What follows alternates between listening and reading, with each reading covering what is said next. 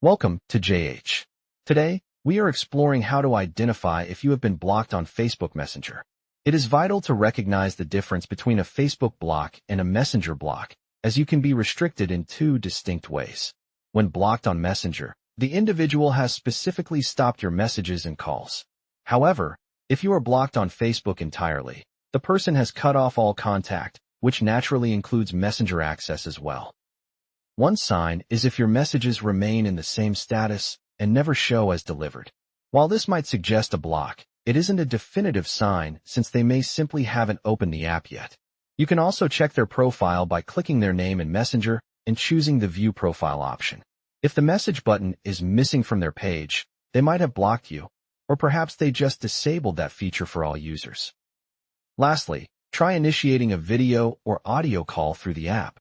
If the system instantly says, "No answer," without ringing, you have likely been blocked.